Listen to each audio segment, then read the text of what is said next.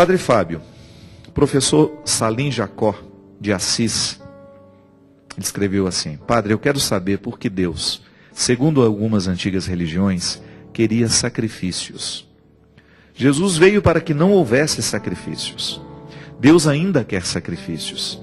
Pelo jeito, a missa é a celebração da palavra e é sacrifício também? Posso compreender assim? O Cordeiro de Deus é sacrifício? Professor Salim Assis, de São Paulo. Muito boa pergunta, porque também está ligado um pouco ao Filho de Nazaré, né? Porque muitas vezes as pessoas enxergam aquela cena na TV e acham aquilo muito brutal, né? Aquelas pessoas se sacrificando naquela corda. Primeiro que eu não consigo nem explicar o que acontece ali, você tem que ir para ver. O sacrifício fez parte e ainda faz parte do contexto de muitas religiões. Eu vou falar a partir do cristianismo. Quando nós temos lá no Antigo Testamento o sacrifício dos cordeiros no templo, que Jesus nasceu nesse contexto religioso, né? Jesus certamente foi também participar desses sacrifícios. Os cordeiros eram imolados no templo para que aquilo pudesse representar, ou aquele cordeiro sacrificado, ele representava a ponte entre a humanidade e Deus. No sangue de uma vítima perfeita, porque aquele cordeiro não podia ter imperfeições, acreditava-se que por meio daquele sacrifício agradava-se a Deus. Então o povo era purificado das suas imperfeições, imolando um cordeiro perfeito. Isso durou séculos e tradições. Ainda hoje você tem contextos religiosos em que o sacrifício de animais é usado como uma forma de expiar os pecados e agradar a Deus. Veja bem, Jesus, ao se revelar como o Cordeiro Santo, ele retira essa necessidade de sacrificar vítimas nos holocaustos, no templo, porque ele nos inaugura um novo tempo, uma nova época. Ao morrer e ser massacrado, poderíamos dizer assim, que a morte de Jesus foi cruel, foi um sacrifício cruento, né? Isso é, teve dor, teve sacrifício, teve imolação. Ele foi morto por quê? Por causa de suas ideias, por causa de suas atitudes, ele não foi compreendido. Então ele morreu por causa de forças religiosas e por causa de forças políticas. Forças religiosas, por causa das autoridades judaicas que não estavam satisfeitos com aquilo que ele estava ensinando. É como se ele fosse um espinho que incomodava as autoridades religiosas daquele tempo. Por quê? Um primeiro grande motivo que Jesus incomodava. Ele quebrava essa coisa da exclusão dos perfeitos, porque a gente sabe que naquele contexto religioso, só podia entrar no templo os que estavam purificados. Então os doentes, os imperfeitos, essas pessoas tinham que ficar do lado de fora, nunca tinham o direito de participar, porque aquela doença era muitas vezes interpretada como uma manifestação pública da não predileção de Deus. Estava sofrendo as consequências do pecado, por isso estava doente. Jesus veio dizer que não, que Deus amava os imperfeitos, que Deus queria ter perto aqueles que estavam doentes, e que o médico só tem sentido para quem está doente. Então ele começou a incomodar aí. Começou a falar de reino de Deus. Como é que as autoridades políticas, que eram as autoridades romanas, podiam entender que eles eram um reino? Que reino paralelo é esse que Jesus está pregando? Então ele começou a incomodar também as autoridades políticas. E a morte, o Calvário, aquela subida dolorosa e a crucifixão, a condenação à crucifixão, a exposição humilhante de Jesus pendurado naquela cruz, é na verdade a confluência de forças, de indisposições políticas e religiosas que geraram aquele acontecimento. E ele não fugiu.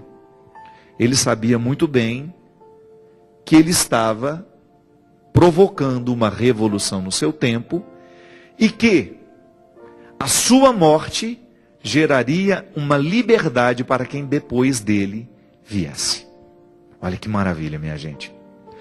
O sacrifício de Jesus na cruz nos liberta da necessidade de fazer outro sacrifício, de imolar vítimas, porque o sacrifício que ele realizou com a sua própria vida, que não é só a morte, viu gente? Isso é muito interessante de dizer. O sacrifício de Jesus inclui toda a vida dele, inclusive a ressurreição. Porque é este contexto de vida, morte e ressurreição que nos salva. Não é só a morte no Calvário. É o contexto essa totalidade do que é Jesus. Ele é o ressurreto. Ele é o Cordeiro Santo que, ao vencer a morte, me ajuda a vencer as minhas mortes. Fazer no dia a dia para a gente tomar posse dessa salvação. Você já me escutou falar aqui que a salvação é um dom, mas ela é também uma tarefa. O Cordeiro que me salva também me pedindo uma atitude que seja salvífica. E aí está a minha responsabilidade de viver os meus sacrifícios diariamente. Aí você pode dizer, padre, mas eu acho que está errado fazer promessa, por exemplo, de andar de joelho uma distância para poder alcançar uma graça. Eu também não sou adepto disso. Não vou dizer que é errado e nem que é certo, porque eu vou respeitar aquele que tomou a atitude e a decisão de fazer esta promessa. A minha relação com Deus não passa por isso. Mas eu sou capaz de respeitar os que precisam deste meio para poder compreender. Todo mundo tem o seu Antigo Testamento.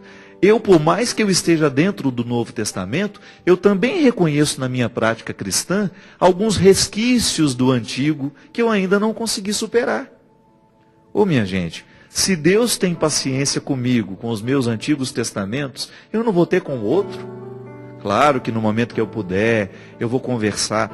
Muitos que chegam a falar, Padre Fábio, eu fiz uma promessa de rezar, por exemplo, de fazer... Deixa eu dar um exemplo que seja mais comum. Eu vou ficar sem comer chocolate 1 mês para agradar a Deus. Tudo bem. Você pode até, com essa sua disciplina, criar dentro de você um fruto positivo. Mas eu fico pensando, será que Deus não está mais interessado que a gente seja capaz de, por exemplo, vou fazer sacrifício de não tratar mal a minha mãe, por exemplo, que tem implicações muito diretas na minha convivência com as pessoas? Eu vou fazer o sacrifício de ficar calado no momento em que eu tenho vontade de xingar o outro? Eu particularmente acho que isso é mais frutuoso para mim. Pode ser que para o outro não. Eu também gosto de fazer o sacrifício material, sabe? Eu também gosto de me educar na minha vontade. A minha vida, por exemplo, eu gosto de ter uma disciplina alimentar. Às vezes eu brinco muito no Twitter que vou comer isso, vou comer aquilo, mas no fundo eu sou disciplinado. E mesmo que se eu como muito num dia anterior, no outro eu vou caprichar no meu exercício físico, porque eu quero manter esse equilíbrio do meu corpo. Cuidar da minha saúde é um imperativo religioso para mim. Já falei isso aqui muitas vezes.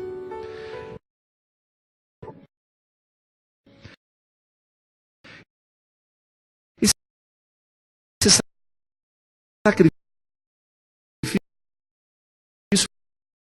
faz tão bem para a nossa saúde. E se faz bem para a nossa saúde, é claro que agrada a Deus. Mas a privação pela privação, essa pode ser até fonte de vaidade, minha gente. Ela pode não ter nada de religioso. Porque muitas vezes nós nos privamos, não é porque nós queremos agradar a Deus, é porque nós queremos expor a nossa vaidade. A gente quer ficar superior ao outro. E aí já perdeu o sentido religioso do sacrifício. Então realmente, eu acho que é avançar espiritualmente, a gente ser capaz de fazer sacrifício. Por exemplo, eu vou sim renunciar de comer chocolate durante a quaresma. Mas eu preciso fazer com que esse sacrifício tenha repercussões na minha vida prática. Ele não pode ser apenas a satisfação de um desejo particular, de ser capaz de dominar a minha vontade. Não.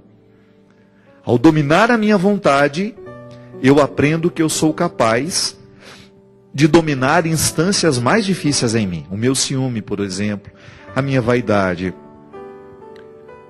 a minha hipocrisia, a minha língua, que muitas vezes fala mais do que deve.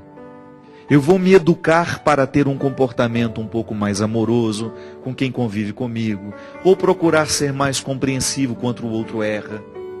Pronto, aí eu estou conectado àquele que morreu por mim.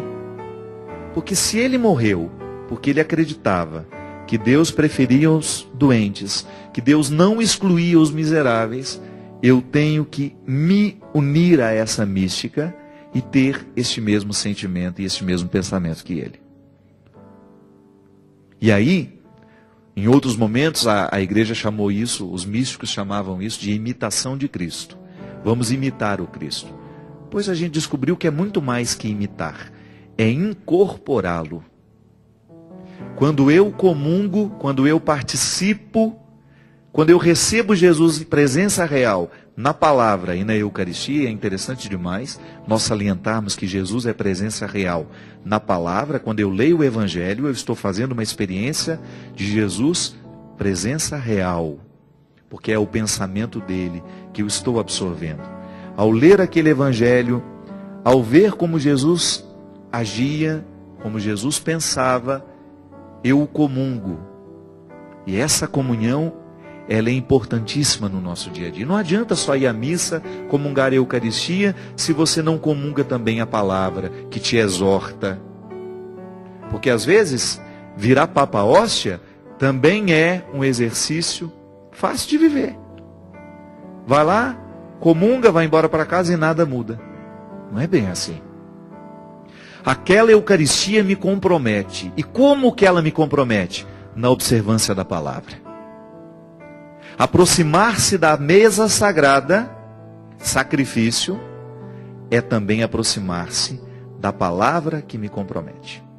A questão é longa e eu não quero pará-la aqui, mas a gente vai para um rápido intervalo e eu volto para a gente continuar essa conversa. O professor Salim fala da mesa do sacrifício. A Eucaristia é um sacrifício? É, porque nós recordamos o sacrifício realizado por Jesus. Então, na Eucaristia, que nós celebramos, onde nós temos ali o rito da palavra, o contato real com essa presença real de Jesus por meio da palavra, e de maneira incruenta, isto é, sem dor, sem as mesmas condições do sacrifício do Calvário, nós o atualizamos no tempo por meio da missa. Então, neste sacrifício, que já não tem dor, que já não tem sofrimento, nós apenas recordamos e pela ação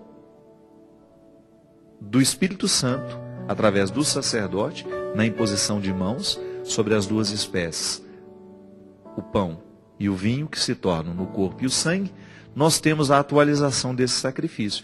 E aí, minha gente, é tudo aquilo que vocês já me escutaram pregar tantas vezes, que é a continuidade de Jesus no tempo. Ao comungar a sua palavra e ao comungar do corpo e do sangue, eu vou levá-lo ao mundo. Eu vou fazer da minha vida um sacrifício.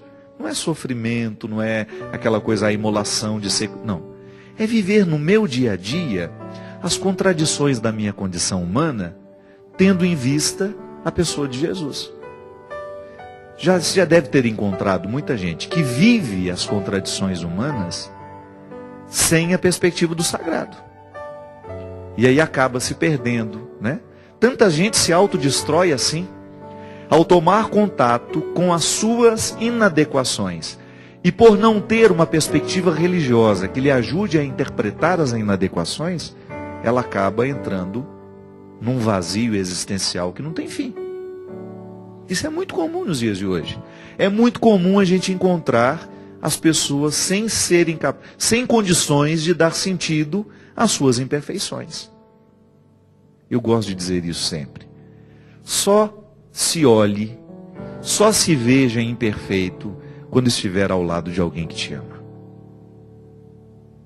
É insuportável a gente olhar para as nossas imperfeições sem ter o amparo de alguém que nos ame. E é por isso que a consciência de ser imperfeito, você saber-se defeituoso por natureza, né? Eu tenho aqui dentro de mim imperfeições que vêm da minha natureza humana. Como diz São Paulo, às vezes eu não sou capaz de fazer o bem que eu gostaria, porque a minha carne me move para o erro. E é por isso que essa análise, quando é feita à luz de Deus, o ser humano é capaz de interpretar essas imperfeições de maneira positiva. Porque eu olho para aquilo que é fragilidade em mim, e ao invés de encontrar nisso uma fonte de destruição, eu encontro uma fonte de virtude. Eu vou, a partir dessas fragilidades, buscar sempre esse auxílio divino, esse complemento, essa graça que não me abandona, e consciente dessas fragilidades, vou cuidar delas. Não é problema ter defeito. O problema é quando o defeito tem você. Não é problema ter dificuldades. O problema é quando a dificuldade é que tem você. Então é aí que existe o grande problema de nós não vivermos o sacrifício do Cristo em nós. Quando você vive as suas solidões, quando você vive as suas desarmonias, sem o amparo da transcendência. E quando eu olho para o sacrifício de Jesus, e eu o celebro sempre, ainda com a graça de ser sacerdote, né? De poder presidi-lo para as outras pessoas, de torná-lo real na comunidade, o grande papel do padre é este. É socializar as grandezas divinas que podem ser vividas e experimentadas a partir da matéria. São símbolos e são as realidades, essas presenças reais, porque nós temos muitos símbolos religiosos. A luz, a vela que nós acendemos, né? São símbolos que nos unem, que nos recordam o nosso compromisso com o sacrifício. Então a missa é um sacrifício? É. Mas é memória. E ao fazer memória desse sacrifício, eu atualizo na minha vida o compromisso de dar continuidade a esse Jesus presente no tempo, modificando o meu coração e me querendo por perto. É tão acalentador para nós, né? E eu, como padre, experimento isso.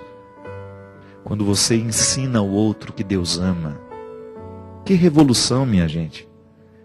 Quantas pessoas provocaram verdadeiras revoluções nas suas vidas, porque começaram a acreditar que Deus as amava.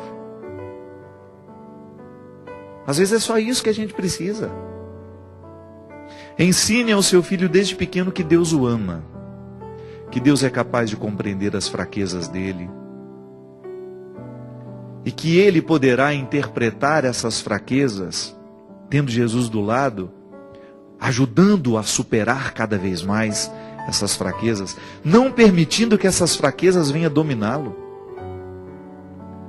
E aí você para, uma pessoa diz isso para você: padre, você mudou minha vida. Você não fez nada, senão isso. Ensinar para aquela criatura que Deus a amava. Quantas vezes na minha vida, minha gente, eu encontrei pessoas no fim do poço mesmo, nessa expressão tão popular que a gente usa, para dizer que faltavam todos os recursos, já não tinha mais nada o que viver. Pessoas humilhadas pelas próprias atitudes. Engraçado isso, né? A pior humilhação não é o outro que pode nos fazer, não.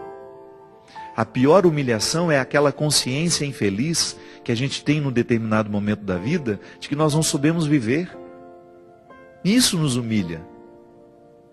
Não é a palavra do outro, a acusação do outro, não. É aquilo que você reconhece do que o outro lhe disse. Isso me humilha mesmo, porque eu não soube viver a minha vida. Isso é humilhante. E às vezes eu encontro pessoas assim, desacreditadas, sem perspectivas, sem fé, sem amor próprio. Por quê? Porque desaprenderam, ou então porque nunca ensinaram para elas que Deus é capaz de amá-las. Tem gente que se interpreta tão pior do que realmente é. Às vezes a gente encontra pessoas que têm uma dificuldade tão grande de reconhecer valor em si mesmas, e são as mais arrogantes. Porque no fundo, elas não acreditam nelas. Aí tem aquela postura arrogante. No fundo ali está faltando é acreditar em si. Acreditar que Deus acredita nela. E meu papel às vezes é só esse. Pode ser que você esteja concordando comigo, porque pode ser que Deus tenha agido na sua vida através de mim assim. Eu sei que você tem erros. Eu sei que você comete erros, eu também cometo. E é claro que de vez em quando é bom lembrá-lo disso, de que você erra. Mas eu tenho certeza que a minha vocação é, antes de qualquer coisa, ensinar que Deus ama você. Depois você se entende com Ele. Os acertos que Ele vai precisar fazer na sua vida, que sejam feitas entre vocês dois. Mas o meu papel, além de lhe ajudar a reconhecer os erros, que a gente precisa disso, nós precisamos de uma pessoa que nos ajude a julgar luzes sobre as nossas atitudes, que às vezes a gente se acostuma com os erros que a gente comete.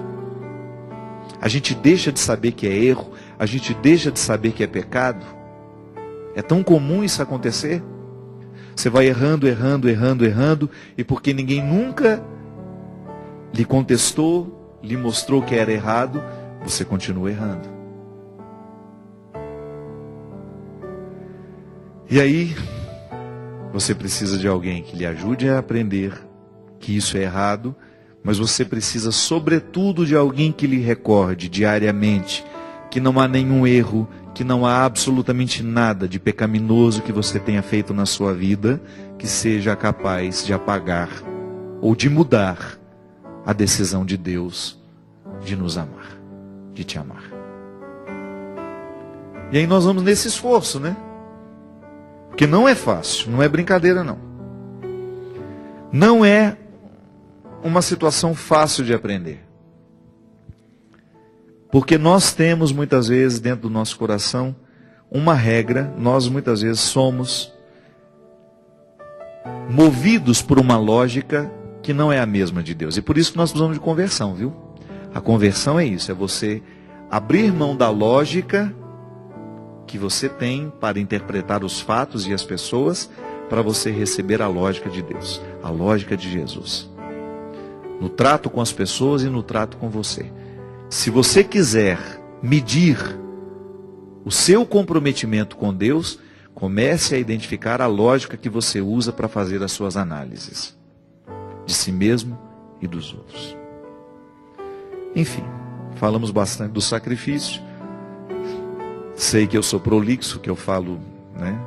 Mas tentei falar um pouco desse bonito significado que é viver o sacrifício de Cristo, já não mais como era vivido no Antigo Testamento, os sacrifícios que agradavam a Deus, segundo aquela compreensão que nós já superamos, e lembrando que muito do Antigo Testamento ainda está em nós e precisa ser superado para que a plenitude revelada em Jesus possa encontrar espaço para crescer em nós.